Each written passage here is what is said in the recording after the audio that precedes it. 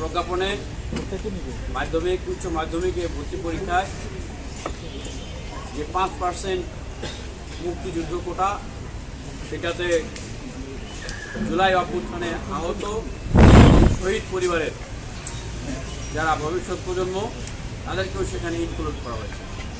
যেখানে আমরা আন্দোলন করেছিলাম সেই 2018 সাল থেকে কোটা বৈষম্যকে বিলোপ করার জন্য, যার ধারাবাহিকতায় 2024 সালের কোটা আন্দোলন এবং এই ফ্যাসিবাদী স্বৈরাচারী আওয়ামী সরকারের পতন। আজকে আমরা 7 মাস যেতে না যেতেই আমরা দেখছি আমাদের যে বৈষম্য বিরোধী যে চেতনা, আমাদের যে বৈষম্য বিরুদ্ধে লড়াইয়ের যে চেতনা, সেটির সাথে সাংঘর্ষিক অবস্থানে গিয়ে সরকার একটি প্রজ্ঞাপন জারি করেছে। আমরা সুস্পষ্টভাবেই এটি মনে করি যে শিক্ষা প্রতিষ্ঠানগুলোতে, মাধ্যমিক, উচ্চ মাধ্যমিক, কলেজ এবং বিশ্ববিদ্যালয়গুলোতে ভর্তির ক্ষেত্রে এই ধরনের কোনো বৈষম্যমূলক কোটা থাকতে পারে না। কারণ যখন আমাদের এই শিক্ষার্থী বন্ধুরা ভর্তির ক্ষেত্রেই একটা সুপারিয়রিটি এবং ইনফিরিয়রিটি কমপ্লেক্সের ভিতর দিয়ে ভর্তি হবেন, তখন থেকেই কিন্তু তাদের ভিতরে একটা বৈষম্যমূলক চিন্তা চেতনা ভর করবে। যেই ধরনের বৈষম্যমূলক চিন্তা চেতনা আমরা দেখতাম বঙ্গবন্ধুর কন্যা শেখ হাসিনার ভিতরে। তিনি বারবার ভাবতেন তার বাবাই মুক্তিযুদ্ধ করেছেন, সকল মুক্তিযুদ্ধর মালিকানা তার বাবার, সুতরাং এই বাংলাদেশে তার একটা বিশেষ প্রায়োরিটি থাকতে হবে। আমরা এই 18 থেকে 24-এ এই কোটা সংস্কার আন্দোলন থেকে রাষ্ট্র সংস্কারের লক্ষ্যে যে গণ অভ্যুত্থান সৃষ্টি হয়েছে, যার নেতৃত্ব দিয়েছে আমরা, বাংলাদেশের তরুণরা, ছাত্ররা, জনতারা যারা অংশগ্রহণ করেছে, তাদের স্পিরিটের জায়গা থেকে আমরা বলতে চাই সুস্পষ্টভাবে, আমরা মনে করি না যে কেবলমাত্র আমরাই এই পুরো বাংলাদেশের মালিক। আমরা মনে করি একটা বৈষম্যমূলক রাষ্ট্র ব্যবস্থার বিরুদ্ধে যেরকম 71-এ মুক্তিযুদ্ধ হয়েছিল, 24-এর গণ অভ্যুত্থান হয়েছে। একটা বৈষম্যহীন রাষ্ট্র প্রতিষ্ঠার জন্যই মূলত আমাদের লড়াই। প্রিয় সাংবাদিক ভাইরা, আপনারা দেখে আসছেন রেলওয়েতে এখনো পোষ্য কোটা রয়েছে, আছে না? প্রাইমারিতে এখনো পোষ্য কোটা আছে না? আছে। এই কোটা, এই বৈষম্যমূলক কোটাগুলোর বিষয়ে কিন্তু সরকার এখন পর্যন্ত সিদ্ধান্ত গ্রহণ করে নাই।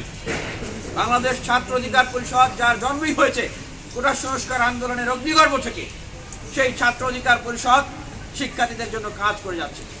তারা রাজশাহী বিশ্ববিদ্যালয়ে পোষ্য কোটার জন্য আন্দোলন করেছে, ঢাকা বিশ্ববিদ্যালয়ে, জাহাঙ্গীরনগর বিশ্ববিদ্যালয়ে, চট্টগ্রাম বিশ্ববিদ্যালয়ে, গোপালগঞ্জ বিজ্ঞান ও প্রযুক্তি বিশ্ববিদ্যালয়ে পোষ্য কোটার বিরুদ্ধে আন্দোলন করেছে। সেই জায়গা থেকে আমরা আবারও বলছি যে এই বিভিন্ন শিক্ষা প্রতিষ্ঠানে যে বৈষম্যমূলক কোটা ব্যবস্থা চালু রয়েছে, এটির বিলোপ সাধন করতে হবে। যদি করা না হয়, ছাত্র অধিকার পরিষদ আবারও তীব্র থেকে তীব্রতর আন্দোলন গড়ে তুলবে। প্রিয় সাংবাদিক ভাইরা, আপনাদেরকে একটু স্মরণ করিয়ে দিই, এই যে কোটা ব্যবস্থা চালু করা হয়েছে, আমরা মনে করি যে এই কোটা ব্যবস্থা ঠিক এই মুহূর্তে চালু করার পিছনে রাজনৈতিক উদ্দেশ্য রয়েছে।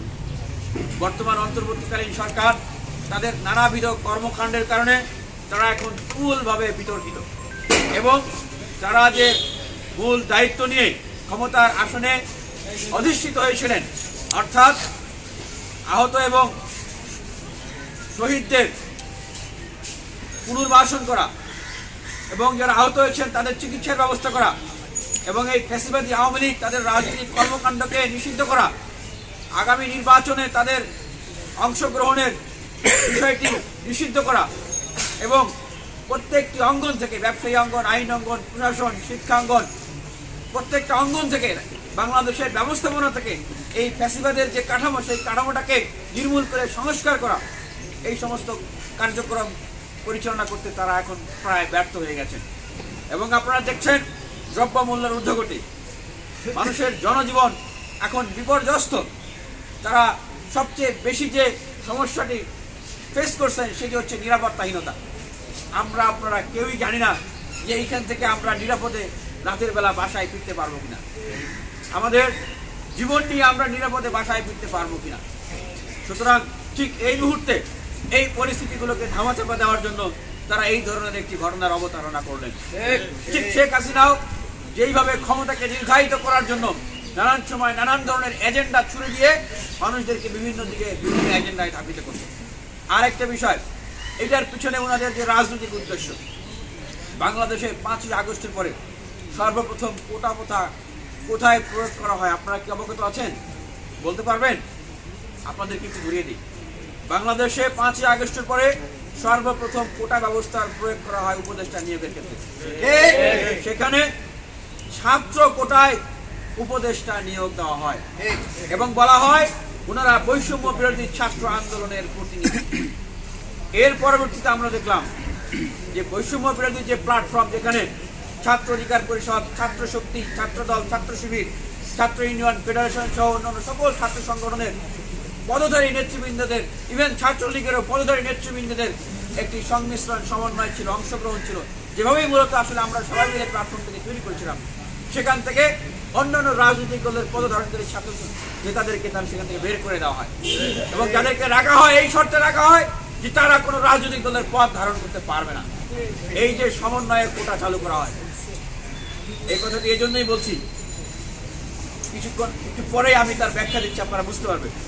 এরপরে আরেকটি কোটা চালু করা হয় বিভিন্ন সংস্কার কমিশনে ছাত্র প্রতিনিধি কোটা। বাংলাদেশে 5 আগস্ট কোটা ব্যবস্থাগুলো চালু করা হয় এবং বলা হয় যে একটা নিরপেক্ষ ব্যবস্থা সংস্কার কমিশনে যেন নিরপেক্ষ হয়, বৈষম্য বিরোধী প্ল্যাটফর্মটা যেন নিরপেক্ষ হয়, এইভাবে উপদেষ্টা পরিষদ যেন নিরপেক্ষ হয়, এই জন্য এই কাজগুলো করা হয়েছে। এখন আমি সাংবাদিক বন্ধু সহ বাংলাদেশের যে তরুণ তরুণীরা, বাংলাদেশের যে জনতারা এই গণ অভ্যুত্থানে অংশগ্রহণ করেছেন, তাদের কাছে আমি প্রশ্ন রাখছি, বর্তমানে যারা এতদিন নিরপেক্ষতার গান গাইতেন, নিরপেক্ষতার সবক দিতেন, তারা কি নিরপেক্ষ অবস্থায় আছেন?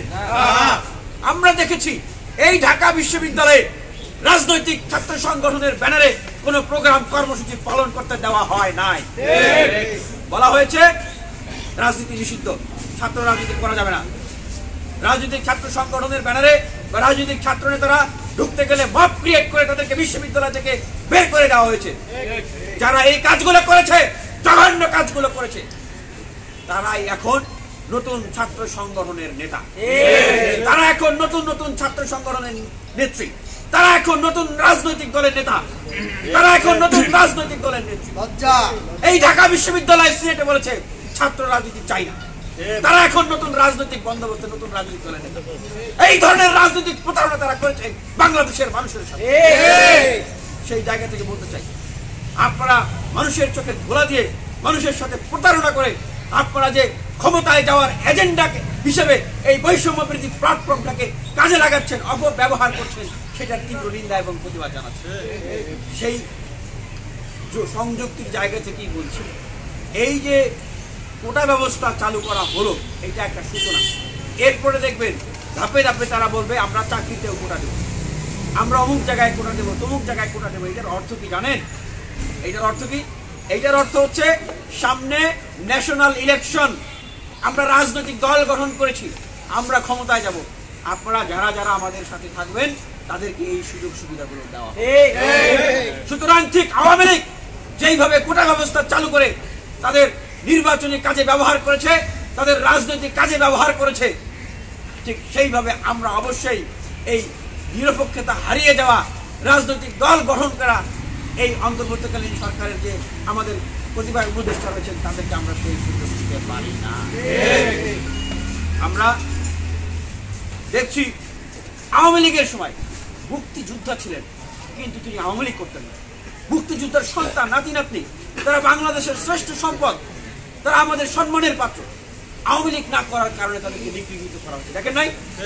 নিগৃহীত করা হয় নাই, তাদের ছেলে মেয়ে নাতি নাতি আওয়ামী লীগ না করার কারণে তাদের উপর অত্যাচার করা হয় নাই, ঘরবাড়ি ভাঙচুর করা হয় নাই। ঠিক এখনো দেখবেন এই কাজগুলোই হবে, যার সূত্র তো বললাম। আমাদের ছাত্র অধিকার পরিষদের পক্ষ থেকে আমরা ক্ষমতার লোভে লোলুপ নই, আমরা বিপ্লবী চিন্তাধারাকে ধারণ করি। 18 সালে যদি এই ছাত্র অধিকার পরিষদের জন্ম না হতো, তাহলে এই বাংলাদেশের 24-এর গণ অভ্যুত্থান হতো না। আমরা আগেও বলেছি, মুক্তিযোদ্ধারা যেমন বাংলাদেশের শ্রেষ্ঠ সন্তান, মুক্তিযোদ্ধারা যেমন বাংলাদেশের সূর্য সন্তান, তাদের ছেলে মেয়ে নাতি নাতনিরা আমাদের কাছে সর্বোচ্চ সম্মানের জায়গা। আমরা কোটা আন্দোলনের আগে বলেছিলাম, আন্দোলন চলাকালীন সময় তাদেরকে রাষ্ট্র যত রকমের সুযোগ সুবিধা আছে প্রদান করুক, কিন্তু কোটা প্রদান করে বৈষম্য সৃষ্টি করা যাবে না। ঠিক একইভাবে বলছি, বর্তমান রাষ্ট্র ব্যবস্থায় আমাদের যে শহীদ ভাইদের, যে সূর্য সন্তানদের জীবনের বিনিময়ে, যে আহতদের ত্যাগের বিনিময়ে আমরা এই বাংলাদেশ পেয়েছি, তাদেরকে রাষ্ট্রের সর্বোচ্চ সম্মান এবং সুযোগ সুবিধা দিতে হবে, কিন্তু কোটা না। আমরা দাবি জানাচ্ছি যে এই যে শহীদ পরিবার যারা রয়েছে, শহীদ পরিবারদেরকে 1 কোটি করে টাকা দিতে হবে। যারা পঙ্গুত্ব বরণ করেছেন তাদেরকে 50 লক্ষ করে টাকা দিতে হবে এবং তাদের পুনর্বাসনের ব্যবস্থা করতে হবে। কিন্তু দুঃখের বিষয়, ভারাক্রান্ত হৃদয় নিয়ে বলতে হয়, অন্তরের কষ্ট নিয়ে বলতে হয়, এখনো দেখবেন মাননীয় প্রধান উপদেষ্টার কার্যালয়ের সামনে আহত শহীদ পরিবাররা তারা সেইখানে অবস্থান কর্মসূচি পালন করে, চোখের অশ্রু জড়াচ্ছে। দেখেন নাই, এখনো শাহবাগ অবরোধ করে, তারা মন্ত্রণালয় অভিমুখে যাত্রা করে। কেন ভাই? এই 6-7 মাস হয়ে গেল, 6-7 মাসে আপনারা কি ঘোড়ার ডিম করেছেন? আপনাদের ফার্স্ট প্রায়োরিটি ছিল শহীদ এবং আহতদের সুচিকিৎসা, তাদের পুনর্বাসন। আমরা দেখেছি চিকিৎসার অভাবে বিদেশে চিকিৎসা পাঠাইতে লেট করতেছে আমাদের অনেক ভাইরা, তারা জীবন হারিয়েছে। আমরা দেখেছি তারা কি করেছে, তারা তাদের রাজনৈতিক দল গঠন করার কার্যক্রম নিয়ে গেছে। আমার মুখের কথা নয়, যারা শহীদ হয়েছেন, আহত পরিবার রয়েছেন, শহীদ পরিবার রয়েছেন, তাদের কাছে যান, আপনারা খোঁজ খবর নেন। তারা এখন খুলে বলতেছে বাস্তবতা, যে আমাদেরকে বিভিন্ন প্রোগ্রামে ডাকা হয়, বলে আসেন আপনারা নাম লেখেন, এই ডকুমেন্ট সাবমিট করেন, এই প্রোগ্রামে আসেন, এইটা করেন, উপস্থিত হন, আপনাদেরকে টাকা দেওয়া হবে, আপনাদেরকে সহযোগিতা করা হবে। এইভাবে করে করে তাদেরকে বিভিন্ন প্রোগ্রাম কর্মসূচিতে নিয়ে যাওয়া হয় এবং অল্প কিছু করে কনভেন্স দেওয়া হয়। মূলত তারা এখন বলতেছেন যে আমরা এখন বুঝতে পারছি যে তারা তাদের রাজনৈতিক অ্যাডভার্টিজমেন্ট হিসেবে আমাদেরকে এতদিন ব্যবহার করেছে এবং তারা আমাদের যে চিকিৎসা, আমাদের যে পুনর্বাসন, এই কার্যক্রমগুলো আরো বিলম্বিত করতেছে, যেন তারা সামনে আমাদেরকে আরো বিভিন্ন সময় ডেকে ডেকে আমাদেরকে নিয়ে অ্যাডভার্টাইজমেন্ট করতে পারে। আমি চ্যালেঞ্জ করে বলতেছি, আমাদেরকে দায়িত্ব দেন, এই যে শহীদ পরিবার, তাদের পুনর্বাসনের যে ব্যবস্থাপনা করা, সেই ব্যবস্থাপনা আমরা 1 মাসের ভিতরে করে দিই। এই যে যারা আহত হয়েছেন, যারা এখনো কাতরাচ্ছেন, তাদের ব্যবস্থাপনা আমরা 1 মাসের ভিতরে করে দিই। চ্যালেঞ্জ করে বলছি, আপনারা তো 6 মাসও পারেন। প্রিয় সাংবাদিক ভাইরা, দেখুন আমরা বর্তমান যে পরিস্থিতির ভিতরে আছি, এই যে বাংলাদেশের 5 আগস্টের পরে উদ্ভূত কোটা সিস্টেমের কথাগুলো আপনাদেরকে বললাম, এর ফলাফলটা কি এখন দেখছেন? এর ফলাফলটা আমরা দেখলাম যে সমন্বয় কোটার মাধ্যমে বিভিন্ন জায়গায় এখন তারা চাঁদাবাজি করছে। চাঁদাবাজি করছেন না, বলতেছেন দল চালাইতে নাকি চাঁদা লাগে। আবার আমরা দেখছি যে এই সমন্বয় কোটা ব্যবহার করে অনেকেই বিভিন্ন লাভজনক প্রতিষ্ঠানের দায়িত্ব গ্রহণ করছে। মোংলা পোর্টের কর্মচারী, কি যেন মোংলা কর্মচারী সমিতির উপদেষ্টা হচ্ছেন, প্রধান উপদেষ্টা হচ্ছেন। অনেকেই তাদের নতুন রাজনৈতিক দলের অ্যাডভার্টাইজমেন্ট করার জন্য, নতুন রাজনৈতিক দলের নিজেদের সামনে এমপি প্রার্থী এই প্রচার প্রচারণা করার জন্য নিজের ছবির সাথে মাননীয় প্রধান উপদেষ্টার ছবি লাগিয়ে এলাকায় শোডাউন দিচ্ছেন, মিটিং মিছিল করতেছেন। অনেক উপদেষ্টাদের পিএসকে আমরা দেখলাম, তারা নতুন রাজনৈতিক দলের আত্মপ্রকাশে রাজনৈতিক দলের কর্মসূচিতে অংশগ্রহণ করছে। এই হলো বাংলাদেশের 5 আগস্টের পরে যে চালু করা নিরপেক্ষতা, নির্দলীয়তার নামে চালু করা কোটার এখন রাজনৈতিক পরিণতি।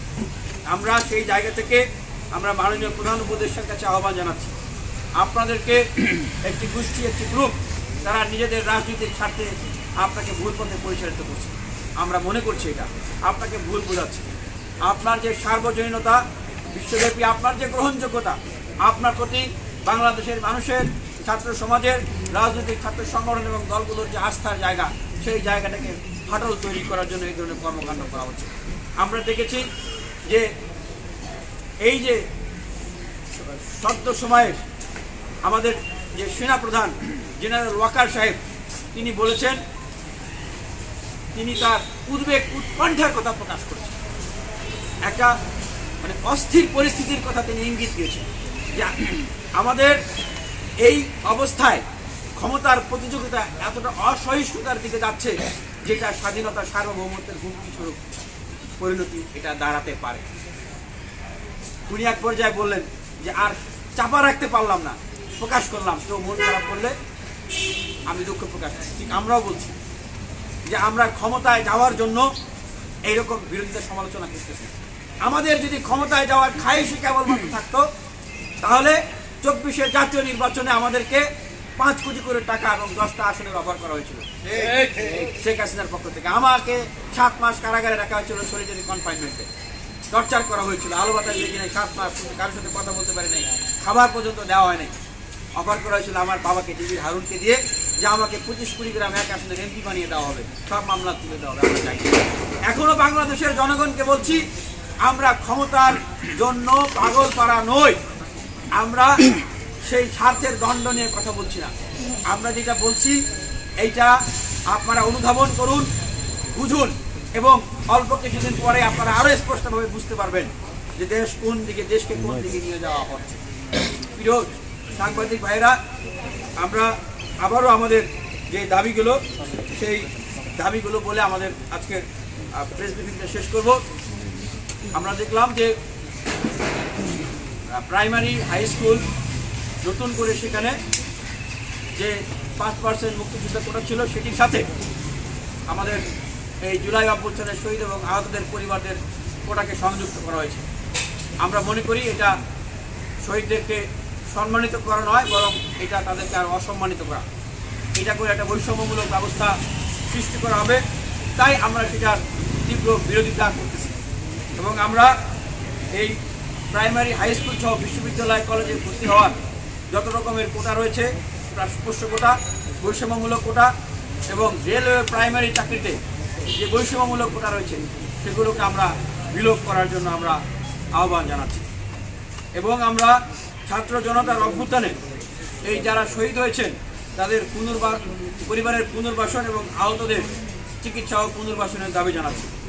আমরা প্রত্যেকটি শহীদ পরিবারকে 1 কোটি করে টাকা এবং যারা আহত হয়ে পঙ্গুত্ব বরণ করেছেন তাদের জন্য 50 লক্ষ টাকা ইমিডিয়েটলি প্রদান করার জন্য আহ্বান জানাচ্ছি।